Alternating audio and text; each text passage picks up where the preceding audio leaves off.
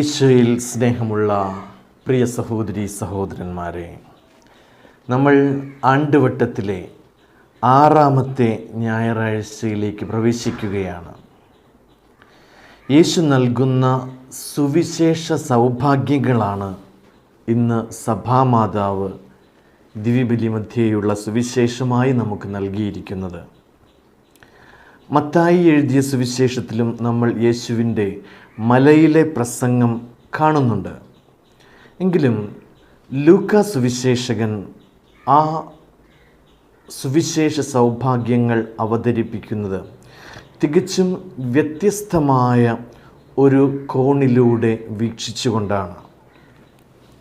മലയാളത്തിൽ നമ്മൾ സുവിശേഷ സൗഭാഗ്യങ്ങൾ എന്ന് പറയുന്നത് ഇംഗ്ലീഷിൽ അറിയപ്പെടുക ബയാറ്റിറ്റ്യൂഡ്സ് എന്നാണ്. അപ്പോൾ ഗ്രീക്ക് ഭാഷയിൽ വിശുദ്ധ ഗ്രന്ഥത്തിൽ ഉപയോഗിച്ചിരിക്കുന്ന വാക്ക് മക്കാറിയോസ് എന്നാണ്. അപ്പോൾ മക്കാറിയോസ് എന്നതിൻ്റെ അർത്ഥം സന്തോഷം, സൗഭാഗ്യം, ഹാപ്പിനെസ് എന്നൊക്കെയാണ്. അപ്പോൾ ലത്തീനിലേക്ക് വിശുദ്ധ ഗ്രന്ഥം ഗ്രീക്കിൽ നിന്ന് വിവർത്തനം ചെയ്തപ്പോൾ മക്കാറിയോസ് എന്നതിന് ബയാത്തുസ് എന്ന പദമാണ് ഉപയോഗിച്ചിരിക്കുന്നത്. ബയാത്തുസ് എന്നതിൻ്റെ അർത്ഥവും സന്തോഷം, ഹാപ്പിനെസ്, സൗഭാഗ്യം എന്നൊക്കെയാണ്.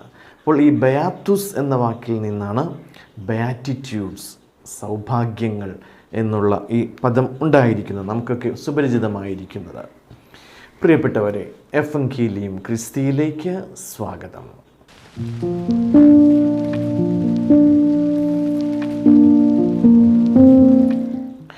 നമ്മൾ മുൻപ് പറയുകയുണ്ടായി, മത്തായി ഈ സുവിശേഷ സൗഭാഗ്യങ്ങൾ അല്ലെങ്കിൽ ബയാറ്റിറ്റ്യൂഡ്സ് വിവരിക്കുക 8 അനുഗ്രഹങ്ങളായിട്ടാണ് അറിയപ്പെടുക. അതുകൊണ്ടാണ് നമ്മൾ അവയെ അഷ്ടസൗഭാഗ്യങ്ങൾ എന്ന് പറയുന്നത്.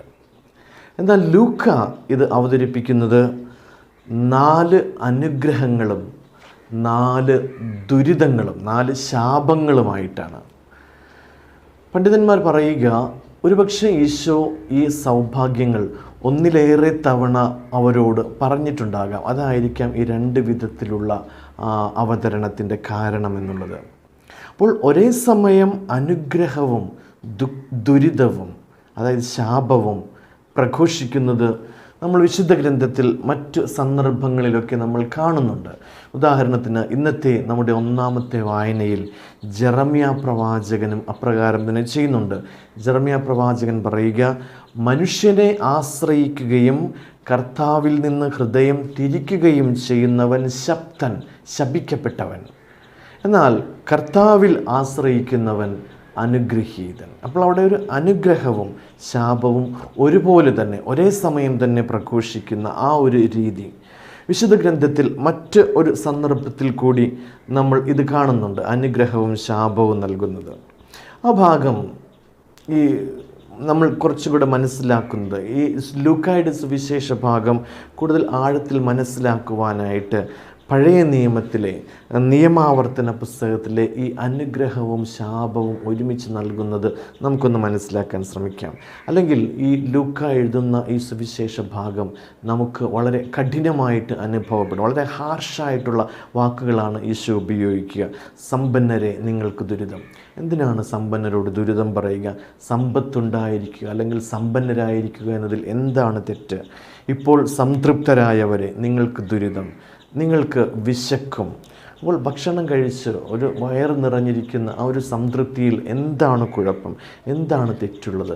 അങ്ങനെയൊക്കെയാണ് നമ്മൾ ഇന്നത്തെ സുവിശേഷത്തിൽ കാണുക. അപ്പോൾ എങ്ങനെയാണ് നമ്മൾ ഈ ദുരിത ആശംസകൾ മനസ്സിലാക്കേണ്ടത് എന്നുള്ളതാണ്. അപ്പോൾ നിയമാവർത്തന പുസ്തകത്തിൽ 28ാമത്തെ അധ്യായത്തിൽ നമ്മൾ ഇത് കാണുന്നുണ്ട്.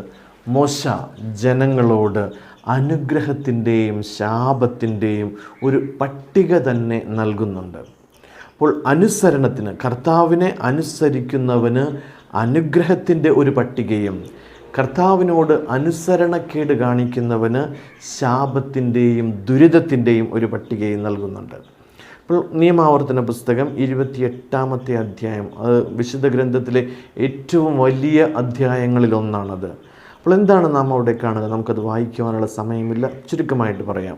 അപ്പോൾ കർത്താവിനെ അനുസരിക്കുന്നവന് ധാരാളം സന്താനങ്ങളുണ്ടാകും. നീ കർത്താവിനെ അനുസരിച്ചാൽ നിനക്ക് സമൃദ്ധമായ കാർഷിക വിളകൾ ലഭിക്കും. നീ കർത്താവിനെ അനുസരിച്ചാൽ നിനക്ക് അനേകം കന്നുകാലികളെ ലഭിക്കും. നിനക്ക് അനവധി സമ്പത്തുണ്ടാകും. നിനക്ക് നല്ല കാലാവസ്ഥയുണ്ടാകും. നിനക്ക് സമാധാനവും സംതൃപ്തിയും സമൃദ്ധിയും ഉണ്ടാകും.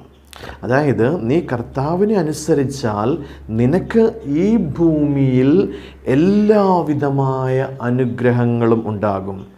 ഈ ഭൂമിയിൽ നിനക്ക് ലഭിക്കുന്ന നല്ലതെല്ലാം നിനക്ക് ലഭിക്കുന്ന അനുഗ്രഹങ്ങളായിരിക്കും. ഇവിടെ സമ്പത്ത് അനുഗ്രഹമാണ്, ഭക്ഷണം അനുഗ്രഹമാണ്, സന്തോഷം സംതൃപ്തി ഇവ അനുഗ്രഹമാണ്, സമൃദ്ധിയും സമാധാനവും അനുഗ്രഹമാണ്. അതായത് പഴയ നിയമമനുസരിച്ച് ഈ ഭൂമിയിലെ നല്ലതെല്ലാം നമുക്ക് ലഭിക്കുന്നത് കർത്താവിൻ്റെ അനുഗ്രഹമാണ്, കർത്താവിൻ്റെ ആ ഒരു അനുഗ്രഹമാണ്. എന്നാൽ അനുസരണക്കേട്, കർത്താവിനോടുള്ള അനുസരണക്കേട് ശാപം അല്ലെങ്കിൽ ദുരിതം വിളിച്ചു വരുത്തുന്നു. നിയമാവർത്തന പുസ്തകം 28 അധ്യായം 15 മുതൽ 20 വരെയുള്ള വാക്യങ്ങൾ, അവിടെ നമ്മളിങ്ങനെയാണ് വായിക്കുക. ഇസ്രായേൽ കർത്താവിനോട് അനുസരണക്കേട് കാണിച്ചാൽ അവിടുന്ന് അവരുടെ ദേശം, അവരുടെ നാശം അല്ലെങ്കിൽ അവരുടെ ദേശത്തിലേക്ക് നാശവും ക്ഷാമവും ദാരിദ്ര്യവും കൃഷിനാശവും യുദ്ധവും ഏറ്റവും അവസാനം പ്രവാസവും എല്ലാം കൊണ്ടുവരും. അപ്പോൾ ഇവിടെ പറഞ്ഞതെല്ലാം പഴയ നിയമമനുസരിച്ച് ശാപത്തിൻ്റെ കാര്യങ്ങളാണ്. ദാരിദ്ര്യം, ക്ഷാമം, കൃഷിനാശം, വിശപ്പ്, ഇതെല്ലാം ശാപമാണ്, ദുരിതമാണ്. ഈ ഒരു പശ്ചാത്തലത്തിൽ യേശുവിൻ്റെ വാക്കുകൾ നമുക്ക് ഒന്നുകൂടി പരിശോധിക്കാം. യേശു ഇത് പറയുക തൻ്റെ യഹൂദരായിട്ടുള്ള ശിഷ്യഗണത്തോടാണ്. അവർക്ക് പഴയ നിയമം അനുസരിച്ച് അല്ലെങ്കിൽ പഴയ നിയമ പശ്ചാത്തലത്തിൽ എന്താണ് അനുഗ്രഹീതർ, നിങ്ങൾ അനുഗ്രഹീതർ എന്ന് പറയുമ്പോൾ എന്താണ് അനുഗ്രഹം, അല്ലെങ്കിൽ നിനക്ക് ദുരിതം എന്ന് പറയുമ്പോൾ എന്താണ് ദുരിതം എന്ന് ഈ നിയമാവർത്തന പുസ്തകത്തിൻ്റെ പശ്ചാത്തലത്തിൽ അവർക്ക് മനഃപാഠമാണ്. അതായത് കർത്താവിനെ അനുസരിച്ചാൽ അവർക്ക് ലഭിക്കുന്ന അനുഗ്രഹങ്ങൾ ധാരാളം ഭക്ഷണം, ധാരാളം സന്താനങ്ങൾ, ധാരാളം സന്തോഷം, സമൃദ്ധി, വിളവ് എല്ലാം ലഭിക്കും. കർത്താവിനെ ധിക്കരിച്ചാൽ ദാരിദ്ര്യം, വിശപ്പ്, ക്ഷാമം, യുദ്ധം, അതെല്ലാം ശാപമാണ്. അപ്പോൾ ഈശോ എന്താണ് പറയുക? ഈശോ പറയുക, ദരിദ്രരെ നിങ്ങൾ ഭാഗ്യവാന്മാർ. എന്താണോ പഴയ നിയമത്തിൽ ദാരിദ്ര്യം എന്നത് ശാപമാണ്. ആ ശാപം വിളിച്ചുകൊണ്ട് ഈശോ അവരോട് പറയുകയാണ്, നിങ്ങളാണ് അനുഗ്രഹീതർ. അപ്പോൾ പഴയ നിയമം അനുസരിച്ച് ശപിക്കപ്പെട്ടവർ ഈശോയെ സംബന്ധിച്ച് അനുഗ്രഹീതരായി മാറുന്നു. വിശക്കുന്നവരെ നിങ്ങൾ ഭാഗ്യവാന്മാർ. പഴയ നിയമത്തിൽ നമ്മൾ കണ്ടു, വിശപ്പ് എന്ന് പറഞ്ഞാൽ ശാപത്തിൻ്റെ, കർത്താവിനെ അനുസരണക്കേട് കാണിക്കുന്നതിൻ്റെ പ്രതിഫലമാണ്, ശാപമാണ്, ദുരിതമാണ്. അപ്പോൾ ഈശോ പറയുന്നു, വിശക്കുന്നവരെ നിങ്ങളാണ് ഭാഗ്യവാന്മാർ, ഇതാണ് അനുഗ്രഹം. കരയുന്നവരെ നിങ്ങൾ ഭാഗ്യവാന്മാർ. മനുഷ്യപുത്രനെ പ്രതി പീഡിപ്പിക്കപ്പെടുന്നവരെ നിങ്ങൾ ഭാഗ്യവാന്മാർ. നിങ്ങൾ ആഹ്ലാദിക്കുവിൻ, സന്തോഷിച്ച് കുതിച്ചു ചാടുവിൻ, നിങ്ങളുടെ പ്രതിഫലം വലുതായിരിക്കും. എവിടെ? സ്വർഗത്തിൽ. അതാണ് ഇവിടുത്തെ വലിയ വ്യത്യാസം. എന്താണോ ഭൂമിയിലെ അനുഗ്രഹം, ഭൂമിയിൽ അനുഗ്രഹം എന്ന് കരുതുന്നത് നമുക്ക് ശാപമായി മാറുന്നു. എന്താണോ ഭൂമിയിൽ ശാപമെന്ന് കരുതുന്നത് അല്ലെങ്കിൽ ദുരിതമെന്ന് കരുതുന്നത്, ആ ദുരിതം നമുക്ക് അനുഗ്രഹമായി മാറുന്നു സ്വർഗത്തിലേക്കുള്ള നമ്മുടെ യാത്രയിൽ. അപ്പോൾ ഈശോ തുടരുകയാണ്, സമ്പന്നരെ നിങ്ങൾക്ക് ദുരിതം, സംതൃപ്തരായി കഴിയുന്നവരെ നിങ്ങൾക്ക് ദുരിതം, ഇപ്പോൾ ചിരിക്കുന്നവരെ, ഇപ്പോൾ സന്തോഷിക്കുന്നവരെ നിങ്ങൾക്ക് ദുരിതം, മനുഷ്യരുടെ പ്രശംസ ലഭിക്കുന്നവരെ നിങ്ങൾക്ക് ദുരിതം. ഇക്കാര്യങ്ങളെല്ലാം, അതായത് സമ്പന്നനായിരിക്കുക, സംതൃപ്തിയുള്ളവരായിരിക്കുക, സന്തോഷമുള്ളവരായിരിക്കുക, അതെല്ലാം പഴയ നിയമമനുസരിച്ച് അനുഗ്രഹമാണ്.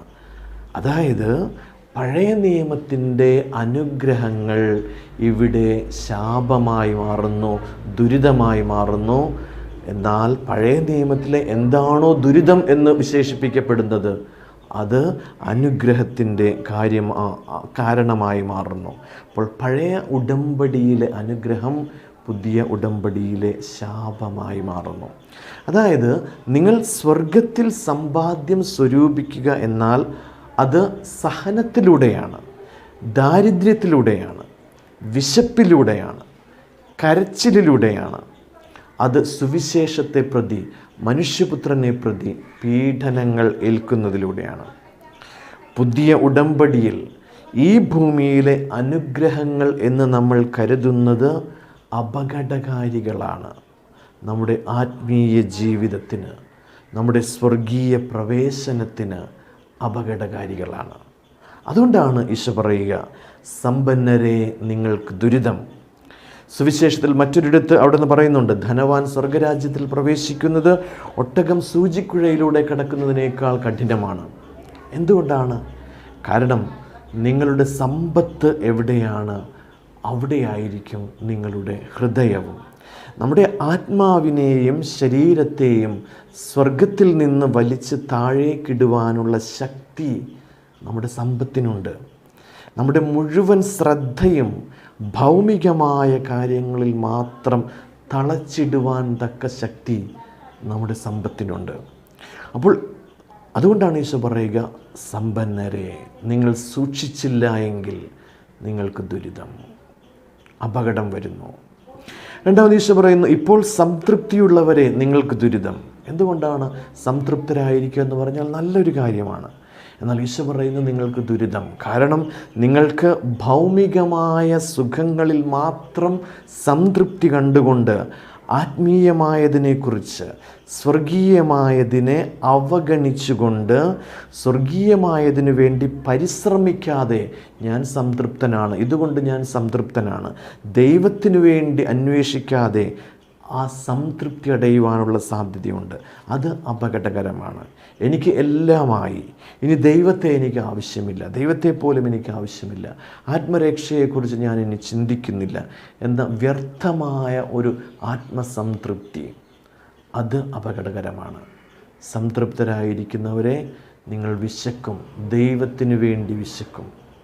ആ ഒരു അപകട മുന്നറിയിപ്പാണ് ഈശോ നൽകുന്നത്. അവിടുന്ന് പറയുന്നു, ഇപ്പോൾ ചിരിക്കുന്നവരെ നിങ്ങൾക്ക് ദുരിതം. എല്ലാ ചിരികളെയും അല്ലെങ്കിൽ എല്ലാ ചിരിക്കുന്നവരെയും ദുരിതമായി ചിത്രീകരിക്കുകയല്ല ഈശോ ചെയ്യുക.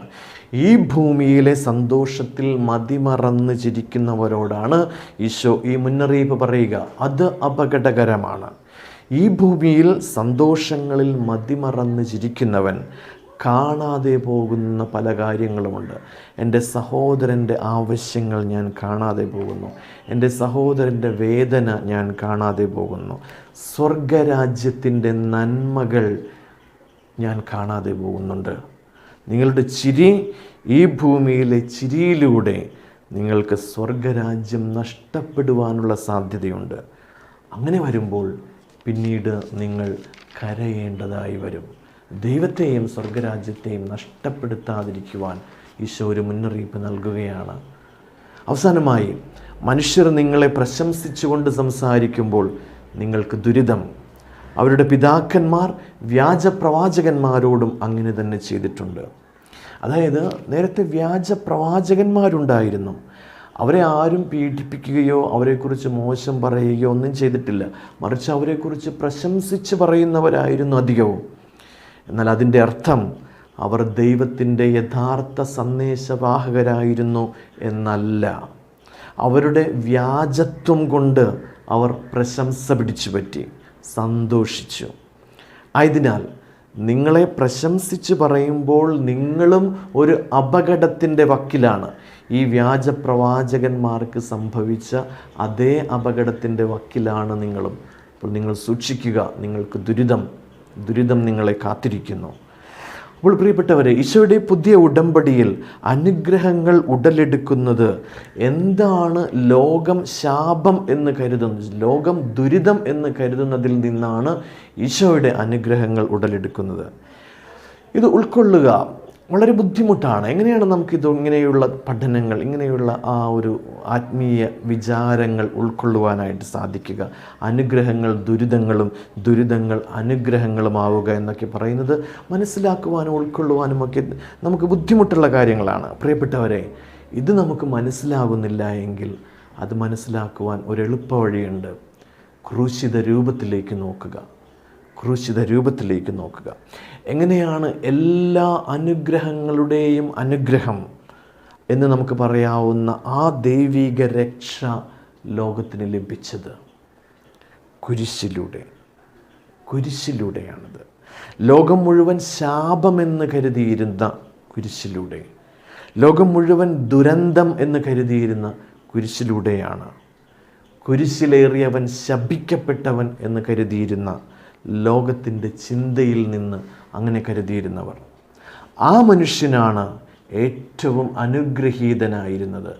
ആ മനുഷ്യൻ വഴിയാണ് ലോകത്തിൻ്റെ മുഴുവൻ അനുഗ്രഹത്തിന് കാരണമായി തീർന്നവനും അവനാണ്. അതാണ് ക്രിസ്തുവിൻ്റെ വഴി. അതാണ് ക്രൈസ്തവീകതയുടെ വഴി. അതാണ് കുരിശിൻ്റെ വഴി. അപ്പോൾ ഈ ബയാറ്റിറ്റ്യൂഡ്സ്, ഈ സൗഭാഗ്യങ്ങളെല്ലാം കുരിശിൻ്റെ വഴി തന്നെയാണ് എന്നാണ് ഈശോ പറയുക. ഉദാഹരണത്തിന് ഈശോ പറയുന്നുണ്ട്, ആരെങ്കിലും എന്നെ അനുഗമിക്കുവാനായിട്ട് ആഗ്രഹിക്കുന്നെങ്കിൽ അവൻ തന്നെ പരിത്യജിച്ച് അനുദിനം തൻ്റെ കുരിശുമെടുത്ത് എന്നെ അനുഗമിക്കുക. ഈശോയെ അനുഗമിക്കണമോ? കുരിശ്, സഹനം, ഈ ലോകത്തിൻ്റെ ദുരിതങ്ങൾ, ഈ ലോകത്തിൻ്റെ ശാപമെന്ന് കരുതപ്പെടുന്നത്, അതാണ് അനുഗ്രഹത്തിൻ്റെ വഴി. അതാണ് ഈശോയെ അനുഗമിക്കുവാനുള്ള വഴിയെന്ന് ഈശോ പറയുന്നു. ഒരു നിമിഷം നമുക്ക് കണ്ണുകളടച്ച് പ്രാർത്ഥിക്കാം. പിതാവായ ദൈവമേ, അങ്ങയുടെ പുത്രനെ ഞങ്ങൾക്ക് രക്ഷകനായി അയച്ചുകൊണ്ട് രക്ഷയുടെ ഒരു പുതിയ പാത അവിടുന്ന് ഞങ്ങൾക്കായി തുറന്നുവല്ലോ. സഹനത്തിൻ്റെയും വേദനയുടെയും വിശപ്പിൻ്റെയും ദുരിതങ്ങളുടെയും ശാപത്തിൻ്റെയും ഒക്കെ ആ വഴി ഞങ്ങളുടെ അനുഗ്രഹത്തിൻ്റെ, ഞങ്ങളുടെ സ്വർഗീയ രക്ഷയുടെ, ഞങ്ങളുടെ ആത്മരക്ഷയുടെ വഴിയാക്കി അങ്ങ് മാറ്റിയല്ലോ. ആ വഴിയിലൂടെ, കുരിശിൻ്റെ വഴിയിലൂടെ ധൈര്യപൂർവ്വം ആത്മവിശ്വാസത്തോടെ മുന്നേറുവാൻ ഞങ്ങളെല്ലാവരെയും അനുഗ്രഹിക്കണമേ. അങ്ങയുടെ പുത്രനായ യേശു ക്രിസ്തു വഴി ഞങ്ങൾ സമർപ്പിക്കുന്ന പ്രാർത്ഥന കേട്ടരുളണമേ. ആമേൻ. ഏവർക്കും അനുഗ്രഹപ്രദമായ നല്ലൊരു ഞായറാഴ്ച ആശംസിക്കുന്നു.